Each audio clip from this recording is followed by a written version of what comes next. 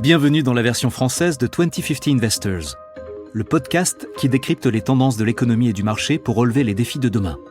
Je suis Coco Agboblois, responsable mondial de la recherche économique, cross-asset et quantitative de Société Générale.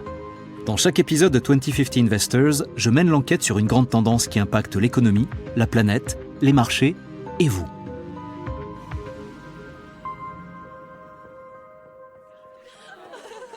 Allez, tout le monde regarde bien l'appareil. Vous êtes prêts ? 1, 2, 3, on dit cheese. Attendez, on va en refaire une. J'en vois deux qui ne sourient pas. Cheese. Je ne compte plus le nombre de photos et de vidéos qui immortalisent des souvenirs sympas comme celui-ci. Elles sont précieusement sauvegardées sur mon smartphone et sur le cloud. Je ne dois pas être loin du téraoctet de fichiers multimédia accumulés au cours des 10 dernières années. Et je pense ne pas être le seul. Tu dois avoir une vie très très heureuse. Ah, tu sais bien que la quantité ne fait pas tout. Ce qui compte, c'est la qualité. Une quantité de moments de qualité. Si on feuillette rapidement mes albums des 15 dernières années, par exemple, on voit beaucoup de photos de ma femme et de moi, nos voyages, notre mariage, notre lune de miel, des instants de bonheur en famille avec nos parents, nos frères et sœurs, les cousins, les fêtes avec les amis. Mais pour être honnête, il y a un moment précis où la quantité de clichés a littéralement explosé. C'est quand on a eu des enfants. Des centaines de photos d'eux bébés, des vidéos touchantes des premiers papas ou mamans, des premiers pas, des premiers coups de pédale sans les petites roulettes, des fêtes d'anniversaire à n'en plus finir, des gâteaux, des bougies, et bien sûr toutes les célébrations passées avec nos familles, Pâques, Noël, le Nouvel An, puis les vacances d'été et d'hiver avec les enfants, et bien sûr nos passages de ceinture en karaté. Oui, ma femme et nos 3 filles, nous prenons tous des cours de karaté tous les samedis matins. On en ressort épuisé, mais aussi très heureux et très fier. Si j'accepte les rares occasions, je me suis pris un coup de poing au visage, bien sûr. Zen Kutsudachi Mai Gendabarai. Hiza. Oups, la leçon a commencé. Je ferais mieux d'y aller, sinon je devrais faire 20 pompes sur les poings. Et c'est du sérieux. Cette année, je vise la ceinture noire. Tu m'as motivé. Je vais rejoindre le dojo Cobra Kai. Sensei. On est tous pareils. Il n'y a qu'à regarder les réseaux sociaux. Instagram, Facebook. On y voit un défilé de photos de groupe et de selfies. De souvenirs figés dans le temps, qu'on voudrait garder en mémoire le plus longtemps possible et qu'on est heureux de garder et de partager. C'est sûrement pour ça qu'on a tant de mal à les supprimer. On sait que ces moments finiront par s'estomper avec le temps, même si les émotions ressenties, elles, resteront gravées dans nos cœurs. Mais j'ai une question. Quel est le point commun entre toutes ces photos ? Des sourires forcés ? Ils ne sont pas toujours forcés, Siri. Mais oui, c'est bien ça. Des sourires. Les sourires sont des manifestations visibles du bonheur. Quand on se sent bien et qu'on a envie de chanter à tue-tête le tube de James Brown, I Feel Good. Wow, I feel good. I knew that I would now. So good, I got you. Wow. Ok, j'ai compris le message. Tu peux arrêter, merci. Ok, je me suis un peu emporté, désolé. Mais tu vois bien où je veux en venir. On voit rarement des photos de gens tristes, en colère, déprimés ou stressés. Celles-là, elles finissent souvent dans la corbeille. C'est vrai, le symbole universel du bonheur, c'est le sourire. La société veut sourire, et à chaque moment de notre vie, on est toujours content de trouver des personnes ou des groupes qui nous donnent envie de sourire encore et encore. Peut-être que le sourire devrait être l'un des objectifs de développement durable ? Et pourquoi pas ? À vrai dire, tu soulèves une question pertinente sur le futur du bonheur. Dans cet épisode, nous allons explorer l'économie du bonheur et nous poser d'importantes questions sur les moteurs du bonheur et sur les moyens de mesurer le bonheur dans notre société. Peut-on décarboner notre quête du bonheur ? Devrions-nous par exemple suivre les traces du Bhoutan, ce pays d'Asie du Sud-Est qui mise sur la croissance du bonheur national brut, plutôt que sur celle du PIB et de la consommation ? Enfin, nous échangerons avec Claudia Sénic, directrice de l'Observatoire du bien-être.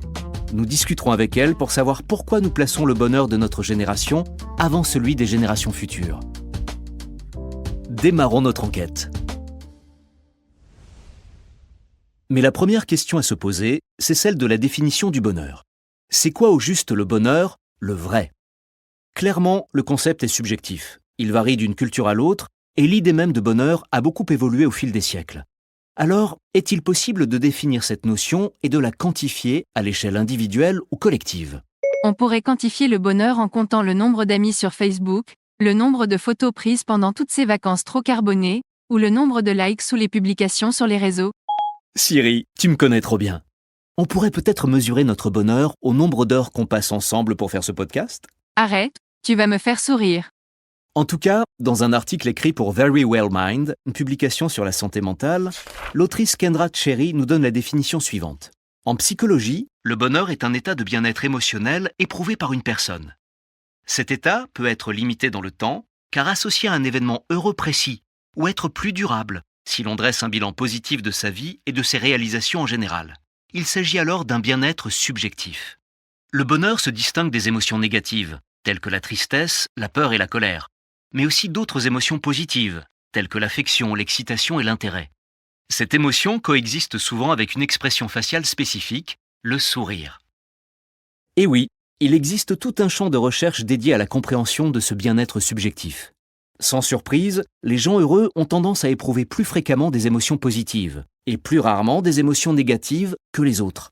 Les gens heureux déclarent qu'ils sont satisfaits de leur vie. Mais attention, le plaisir ne se traduit pas nécessairement par du bonheur. L'article va plus loin. Il est tout à fait possible d'éprouver beaucoup d'émotions négatives tout en reconnaissant qu'on a une bonne qualité de vie. Par exemple, les bénévoles des associations humanitaires vont certainement éprouver beaucoup d'émotions négatives tout en étant satisfaits de leur vie, car ils s'épanouissent pleinement dans un travail qui a du sens. Inversement, les fêtards invétérés vont éprouver beaucoup d'émotions positives ponctuelles, mais elles peuvent dans le même temps ressentir profondément que leur vie est vide et dénuée de sens. Mais le bonheur ne se résume-t-il pas à une réaction chimique dans le cerveau? Un processus déclenché par la libération des hormones du bonheur, la sérotonine, la dopamine et les endorphines? C'est vrai, mais il pourrait aussi y avoir un gène du bonheur. Un article publié sur le site psychologytoday.com, intitulé « Comment les gènes influencent le bonheur ?» indique que les prédispositions génétiques jouent un rôle dans environ 40 à 50% des états émotionnels positifs, et entre 30 et 40% des états émotionnels négatifs, comme la dépression et l'anxiété. Toujours d'après cette théorie, les émotions positives amènent les gens à penser de manière créative et à essayer de nouvelles choses. En conséquence, les gens heureux peuvent développer de nouvelles façons d'aborder le monde, de nouveaux intérêts, de nouvelles relations sociales et même de nouvelles compétences physiques. Tous ces effets conduisent à des résultats positifs dans leur vie. Ça me fait penser à la citation de Winston Churchill. Un pessimiste voit la difficulté dans chaque opportunité. Un optimiste voit l'opportunité dans chaque difficulté. Le concept de bonheur a évolué au fil du temps. Voyons comment les plus grands penseurs peuvent nous éclairer un peu sur le sujet. Oh, tu parles des influenceurs, sur les réseaux sociaux? Non, les philosophes. Et pour bien comprendre ce qu'ils ont à dire, on va s'éloigner un peu du monde virtuel pour faire un tour dans une vraie bibliothèque, avec de vrais livres, comme au bon vieux temps. Ça tombe bien, il y en a une magnifique dans la rue juste à côté. C'est à 5 minutes à pied et une petite marche nous fera le plus grand bien. Rien de mieux qu'un peu d'air frais et de soleil pour commencer la journée de bonne humeur.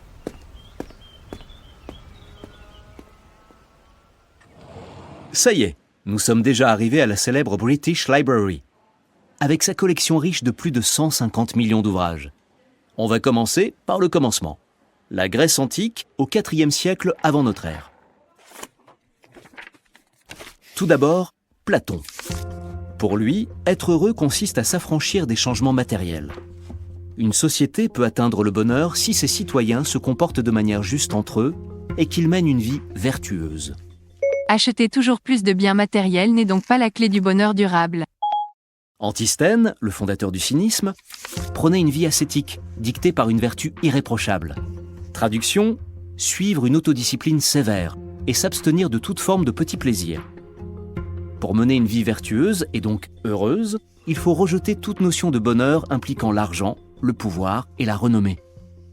On dirait le bouddhisme, où le but est de se détacher de toutes nos passions, besoins et désirs. Tu as raison. Mais aujourd'hui, je ne suis pas sûr qu'on soit prêt à abandonner nos modes de vie tellement gourmands en carbone et en calories. Épicure, le fondateur de l'épicurisme, a également enseigné que le but de la vie était triple. 1. Atteindre un état de tranquillité nommé l'ataraxie. 2. Se libérer de la peur. Et 3. L'absence de douleur corporelle. Les stoïciens ont poussé cette idée un peu plus loin. Pour reprendre les mots d'Épictète, ces philosophes étaient convaincus qu'un sage, une femme ou un homme, pouvaient être malades et pourtant heureux, en péril et pourtant heureux, mourant et pourtant heureux, en exil et heureux, en disgrâce et heureux, pourvu qu'ils soient vertueux. Plus facile à dire qu'à faire. Je suis bien d'accord. Avançons un peu dans le temps. Au XIIe siècle, Al-Ghazali a écrit « L'alchimie du bonheur ». Dans cet ouvrage, il souligne l'importance d'observer les exigences rituelles de l'islam, toutes ces actions qui mènent au salut et permettent d'éviter les voies du péché. Saint Thomas d'Aquin va dans le même sens. Il soutenait que ni les plaisirs physiques, ni les sentiments de pouvoir, de renommée ou d'honneur ne pouvaient rendre vraiment heureux. Seule l'union avec Dieu donne accès au bonheur le plus parfait et doit donc constituer le but de la vie. Pour beaucoup d'humains, la croyance religieuse peut être un moteur de bonheur assez puissant. Tout à fait. On va finir notre petit exposé philosophique par deux penseurs un peu plus radicaux. Arthur Schopenhauer, le philosophe allemand du XIXe siècle, explique que le bonheur est la satisfaction d'un désir. Le problème, c'est qu'une telle satisfaction donne inévitablement lieu à un nouveau désir, qui, s'il n'est pas satisfait, entraîne de la souffrance. Ce cycle infini nous empêche d'accéder au bonheur, et nous sommes destinés à être malheureux, tout simplement. Et enfin, Friedrich Nietzsche pensait que le bonheur ne devrait surtout pas être un moteur, que les gens qui en faisaient le but de leur existence étaient carrément méprisables. Au lieu de cela, il rêvait d'une société qui se fixerait des objectifs plus élevés et plus difficiles à atteindre que le simple bonheur personnel. Nietzsche aspirait à une société qui reconnaîtrait la valeur de la difficulté, de l'effort et même de la douleur. En un mot, qui vivrait selon le précepte de « ce qui ne vous tue pas vous rend plus fort ».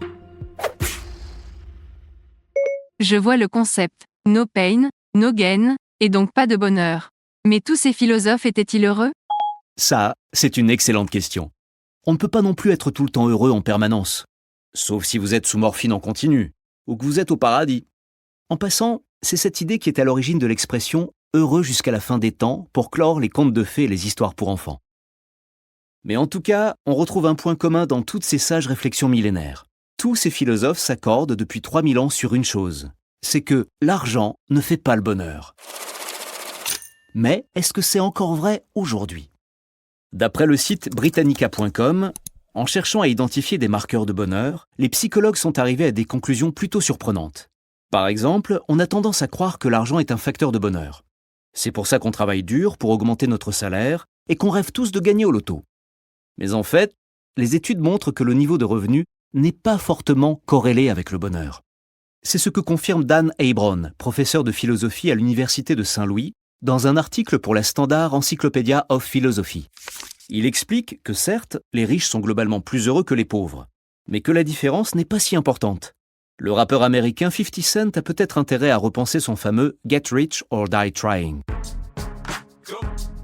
Vraiment ? Tu veux dire que tous ces efforts pour rejoindre la Dream Team du podcast 2050 Investor n'ont servi à rien ? Bien sûr que non, Siri. L'argent contribue tout de même au bonheur. Mais c'est surtout vrai pour les groupes les plus précaires de la population et dans les pays émergents. C'est logique. Il faut tout de même un minimum de revenus pour échapper à la pauvreté, qui est difficilement compatible avec le bonheur. Mais passé un certain seuil, l'argent a un impact de plus en plus insignifiant sur le bien-être. C'est la loi du rendement décroissant, qu'on a vu dans l'épisode sur les inconnus connus de l'inflation. C'est ça. Une autre conclusion étonnante, c'est que la santé joue bien évidemment un rôle dans le bien-être subjectif, mais pas autant qu'on ne pourrait le croire. La corrélation est encore une fois étonnamment faible. Il est vrai que les personnes qui souffrent de problèmes de santé majeurs, comme une paralysie de la moelle épinière, sont un peu moins heureuses que les personnes en bonne santé. Mais pas de manière aussi catégorique qu'on pourrait le croire. Les personnes atteintes de maladies très graves ont même tendance à rapporter des niveaux de bonheur supérieurs à la moyenne. Les humains sont fascinants. Alors, quel est le moteur du bonheur au XXIe siècle ? Eh bien, dans le même article, Dan indique que le facteur le plus étroitement lié à des niveaux élevés de bonheur est les relations sociales, comme l'amitié par exemple. Comme dans la chanson des Spice Girls, Friendship Never Ends. Toutes les études montrent que les personnes qui ont un cercle social solide ont tendance à déclarer des niveaux de bien-être plus élevés. Mais même des mesures plus objectives, comme le nombre d'amis proches, le nombre d'adhésions à des associations, ou encore la qualité du temps passé avec des amis, présentent toutes des corrélations faibles à modérées avec le bonheur. C'est bien ça qui compte, la quantité de relations de qualité. C'est exactement ça, Siri. Mais ça va encore plus loin. Certains types de relations sociales peuvent favoriser le bien-être subjectif. Une étude intitulée « Soyez heureux, c'est bon pour vous » montre que l'état matrimonial est l'un des marqueurs démographiques les plus forts du bonheur. Les personnes mariées rapportent systématiquement des niveaux de bonheur plus élevés que les célibataires. De leur côté, les célibataires sont plus heureux que les veufs, les divorcés ou les personnes séparées. Mais c'est plus complexe qu'il n'y paraît. Il est intéressant de noter que ce n'est pas le mariage en lui-même qui rend heureux. Les études montrent que si le niveau de bonheur augmente légèrement au moment de se dire oui, les jeunes mariés reviennent assez rapidement à leur niveau de satisfaction d'avant.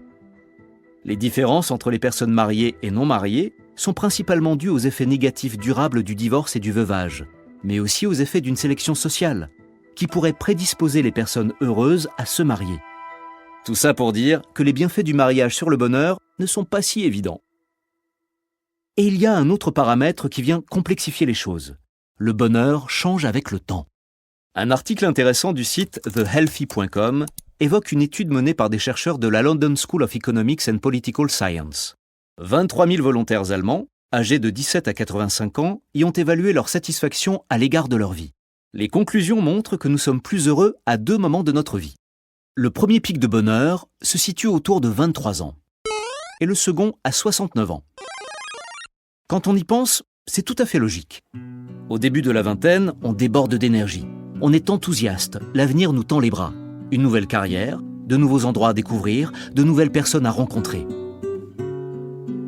Le milieu de la quarantaine coïncide généralement avec le stress des enfants, des crédits immobiliers, des frais de scolarité. Et enfin, à 60-70 ans, on est probablement à la retraite.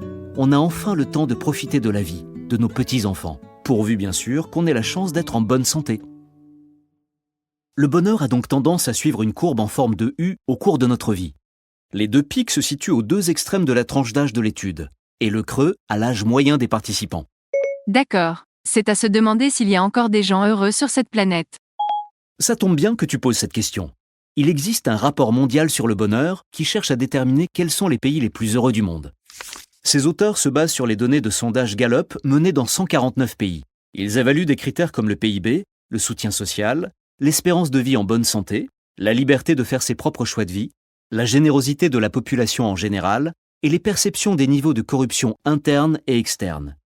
Petite anecdote en passant, afin de disposer d'une référence pour classer chaque pays, ils ont créé un pays fictif, appelé Dystopia, qui regrouperait les personnes les moins heureuses du monde. Vous êtes prêts ? Voici le top 5 des pays les plus heureux. Roulement de tambour s'il vous plaît. En 5e position, les Pays-Bas. En 4e, la Suisse. En 3e place sur le podium, l'Islande. En 2e position, le Danemark. Et la médaille d'or du bonheur est attribuée à la Finlande. Un grand bravo à nos amis finlandais, les rois du Nord. Et quand on y pense, c'est vraiment impressionnant, étant donné que les longs hivers dans les pays nordiques, qu'on appelle la saison sombre, peuvent provoquer une carence en vitamine D, ce qui augmente les risques de dépression et de tristesse, comme le rappelle un article publié sur le site expatriatehealthcare.com. Les pays les moins heureux sont l'Afghanistan, le Zimbabwe, le Rwanda et le Botswana. Le Royaume-Uni s'est classé en 17e position et la France est en 21e. Les États-Unis, malgré leur PIB le plus élevé au monde, ne se classent qu'au 19e rang. C'est bien la preuve qu'un PIB élevé ne fait pas le bonheur d'un pays. Discutons à présent du rôle du bonheur dans la société et dans l'économie. Des psychologues se sont penchés récemment sur les conséquences concrètes d'un état d'esprit positif. Les études expérimentales sur cette question montrent que les personnes heureuses sont plus sociables et coopératives que les personnes malheureuses. Elles sont en meilleure santé que les personnes malheureuses. Et elles gagnent plus d'argent que les personnes malheureuses. Mieux, les personnes heureuses vivent plus longtemps que les personnes malheureuses. Et pas uniquement parce qu'elles sont globalement en meilleure santé. Bref, ces études montrent que si la quête du bonheur est souvent motivée par celle du bien-être, elle réserve aussi bien d'autres surprises. On peut citer ici Richard Branson, le PDG de Virgin. Les employés passent en premier. Si vous prenez soin de vos employés, ils prendront soin de vos clients. Cette phrase illustre bien l'importance du facteur social de l'ESG pour les entreprises, dont nous avons longuement parlé dans l'épisode « La reprise, c'est vous ». Maximiser les rendements pour les actionnaires n'est plus la voie à suivre pour une croissance durable. Les intérêts de toutes les parties prenantes, de la société, des collaborateurs, des clients, de l'environnement, des régulateurs, etc., passent en premier. Traduction: le bonheur au travail, aux côtés de la diversité et de l'inclusion, est devenu une priorité et un facteur clé de succès à long terme.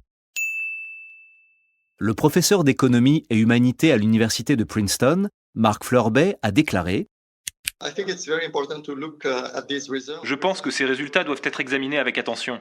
Notre quête de croissance, traditionnellement orientée vers la production de biens matériels, doit être réorientée vers la production de développement humain et de bien-être humain. Les leviers d'action ne manquent pas. L'un d'entre eux est la qualité des relations sociales, qui est cruciale, parce que nous sommes des êtres fondamentalement sociaux. Nous sommes fortement influencés par nos interactions avec les autres, et par le niveau de confiance que nous ressentons au quotidien. Et si je parle de confiance, ce n'est pas un hasard. Parce que si nous pouvons justement restaurer la confiance des gens envers les autres et envers les institutions, cela contribuerait grandement au bien-être général. La confiance est un vecteur très efficace de coopération en cas de crise, comme la récente pandémie.